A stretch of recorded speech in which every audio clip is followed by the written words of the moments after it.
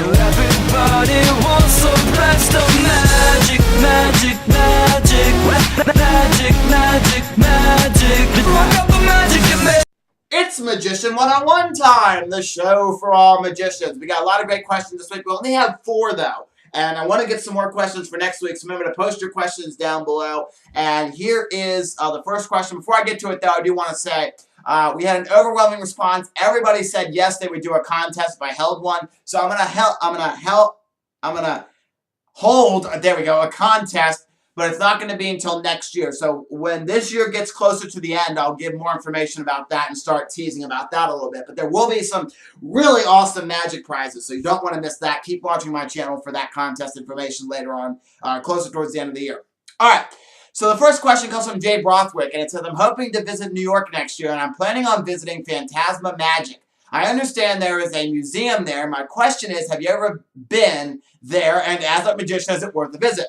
I've never actually been to New York City. Hate to admit it. I'd love to go one day. It's on my bucket list to do. But I have heard that it's an okay museum. It's not like a huge museum. It's a small little room with some magic memorabilia, but it's still worth a visit, I hear, if you're a magician. So definitely go to Phantasma Magic, because you want to support your local brick-and-mortar magic shops. Even your fake ones. Make sure you support your fake magic shops like Bob's Magic Emporium. All right. Mr. Tadpole221 says, 444RR, who is your favorite magician and why?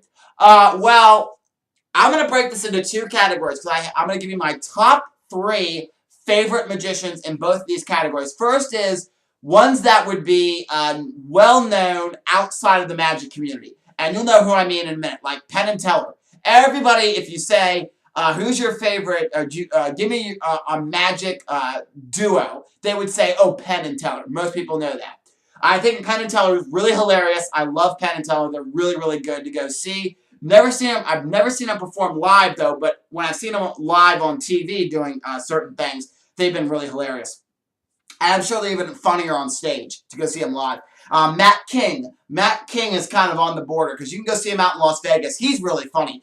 He did a bunch of magic specials. Not himself, but he was part of a bunch of magic specials back in the 90s. And he's really funny there. And I'm sure, and I've seen him perform on some magic specials.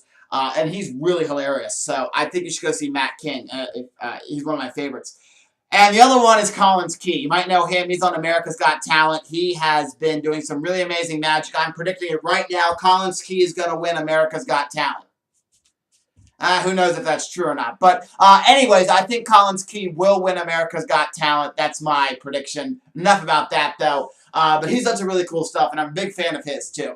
And inside the magic community, I guess my top 3 favorite magicians would have to be... now, when I mean inside the magic community, you go tell these names to somebody, and they might be like, who? And they might not know who you're talking about, except other magicians might know. Chris Ballinger, he's one of my favorites. He puts out some really amazing magic tricks, such as Mad Sponges. And also, he's just a really funny guy to see on the demo videos. And I hear he's like 100 times funnier seeing him in person when he does his magic. Another one is Eric Dittelman. You might remember him from America's Got Talent last year. He was the mentalist. I thought he was going to win the whole thing, too. But he didn't go very far, which really kind of stunk. And another magician I like in the magic community, I would have to say Bill Malone. He puts out some really fun, or he hasn't put them out. He's kind of made his own tricks. But he's done some really cool magic like Sam the Bellhop and Rub-a-Dub-Dub. He's made him into his own. But he's also really funny to watch. So, if you have any of the Bill Malone tapes, they're really funny to watch. Like On the Loose or Here I Go Again. Very funny to watch. All right, Mary Sue says, what is your opinion on Chris Ballinger's DOS system? Here's DOS system. Let me tell you about DOS system. I can't tell you what it stands for because it's a secret. You got to watch the DVD to find out what it means. I'm not a big fan of the gimmick. I've never been a big fan of the gimmick that's included in DOS system, even when I've done it in other tricks. When I've had this gimmick in other tricks. I can't go into, basically DOS system helps you levitate things. Same thing with Monarch. Monarch and DOS system, 2 of Chris Ballinger's creations, help you levitate things. The Monarch, I don't have Monarch. It's it's down there somewhere. Monarch is a way to you turn a dollar bill into a butterfly, and then this butterfly will start levitating. Or you turn the dollar bill into a cocoon, and then you turn the cocoon into a butterfly, and the butterfly will start fluttering and flying. And I've never been a big fan of the gimmick used to in the DOS system, in Monarch, or in any kind of tricks like that. So when I got Monarch and DOS system, first of all, I didn't know what DOS system the gimmick was until I already ordered it. And then when I heard Chris Ballinger talk about that, it's kind of like Monarch in a way. I'm like, oh, really? Oh, gosh. So I wasn't a big fan of the DOS system. So I can't give you my review of it because I don't like the gimmick used. I've never liked it. I refuse to work with the gimmick that's in here. I just refuse to, so I can't give you a big review on DOS system, but what I will say is I've heard other magicians talk about it, and I've heard a lot of people online say it's a great trick to actually buy. If you like making things levitate, it's a great trick, and DOS system I've heard from other magicians online, and also from Chris Ballinger himself, he has said that it takes the frustration out of using the levitation gimmick. It takes the frustration out of that. And it makes it easier with DOS system. And also the DOS system can be loaded into a deck of cards, or it can also be incorporated in the Monarch trick. And it makes the Monarch trick a lot easier to do too.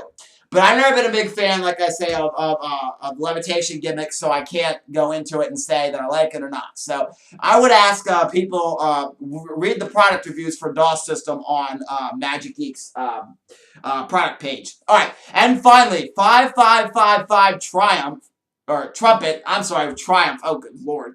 5555 Trumpet says, this week, can you tell me what tricks are best for street/close-up magic? Okay. Well, you're going to be a very involved question this week because we're going to start with street magic because street magic, you don't want to do the same tricks as close-up magic. For street magic, the older episodes of Magician 101 go into a lot more detail about this, but in street magic, you want to have three main components. Oh, I cannot speak today. Components. You want to have the pull, the body, and the pitch. The pull is where you pull in a crowd. The body is where you blow them away with like two tricks, and then the pitch is where you do your final trick where you pitch for tips. So some of the tricks that work really well in the pull section are tricks where people walking by, you grab your spectators. So you grab spectators, you say, come on over here, you want to see a magic trick or whatever you use to pull them in. So you maybe do a card trick. You maybe do like the sponge rabbits. You maybe do a sponge ball routine, something like that. Card tricks that work really well are like, well, you can use Chris Ballinger's Forced Outcome. I use that as an opener or as the pull. You can certainly use that in the body section, though. I can't stop talking about Forced Outcome. This comes up every single week. Forced Outcome's a great trick. You don't need to borrow. You can borrow a deck of cards. You don't need any stacks or sleight of hand. It's really, really cool, and it's completely impromptu. You can do that. Sponge ball routine. You could do... so anything that's quick and fast. One of the tricks I recommend, I don't know where it's at on here, but it's Barry Taylor's Ultimate Penny Routine. I've done that for the 365-day Magic Challenge. That's a quick one. It gets your audience involved. But you also want to be able to take your spectators, and I don't have a deck of cards here with me. I do have them over here. You want to be able to take your spectators, and now you're doing the trick for them, you want to be able to engage a lot of other people. So, for example, when you're doing a magic trick for the spectators that you've pulled in, you want to start drawing your crowd. So you want to have your audience pick a card. So they say, okay, this is your card. And you say, make sure, hey, you over there, look at the card. Make sure you know it. As people are walking by, hey, don't forget this card. It's very important you remember it. That way you start pulling people in. So tricks that you can pull people in with. Another great trick is doing something like sponge bananas or sponge ice cream cones and making them multiply. Because you can make a multiply and people start walking over and wondering what you're doing. Another good one is a silk vanish. You can do something with a silk where you have a TT and you vanish the silk with it and then you make it reappear. And you do that a couple times till people start walking over.